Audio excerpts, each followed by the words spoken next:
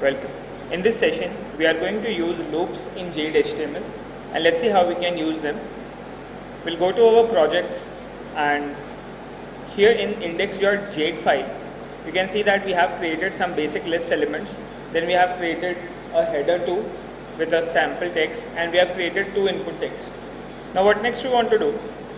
In the next section, we like to take a sample loop for an unordered list, and we can see that how we can use it. Let's say we have created an unordered list, and within that unordered list, what we can do is we can make use of a for each loop using each keyword, and we can create a value in which we are going to store values from an array, okay, in from an array list.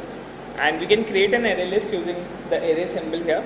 And let's say we can define multiple values, like we can say something like let's say actors.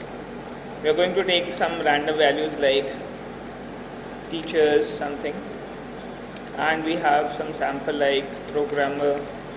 So we have taken some few values, and now for each element available in the list, now for this list we are going to specify the value. So what next we can have is, so we have created a value from the list elements. Now for each element available in this list, it will be printed out in the list.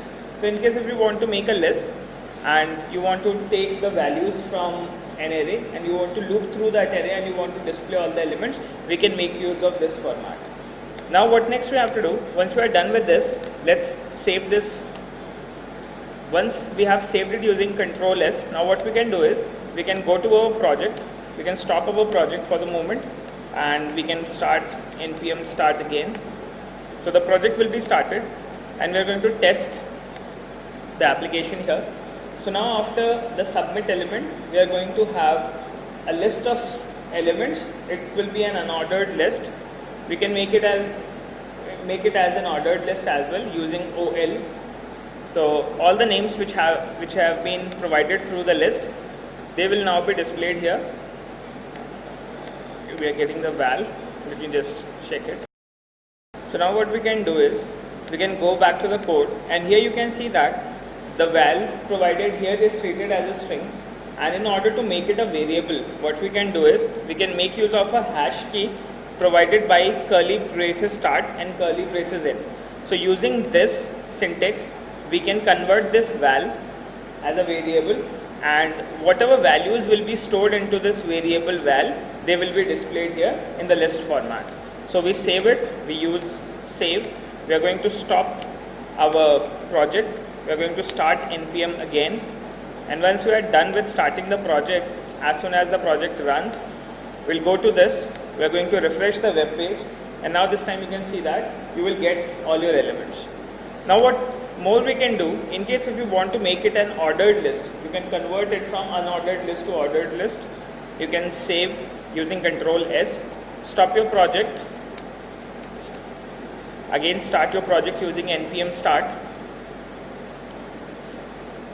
and now we can send a request back to this, and now you can see that your ordered list is represented in format of 1, 2, 3, something like this. So what we can do is we can write a loop, we can add in values into an array, and for each element in the array, we can print those elements out with respect to the Jade layout. This earlier was not possible with HTML, but with Jade HTML, we can do all these things as well. We can make use of loops, we can make use of individual datas, mix-ins, and we can display dynamic content through Jade layout as well on the HTML page. Now what next we'll do, once we are done with this, now we are going to take in values from a controller, and then we are going to display that.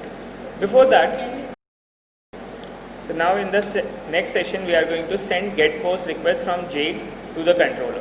Thank you for watching.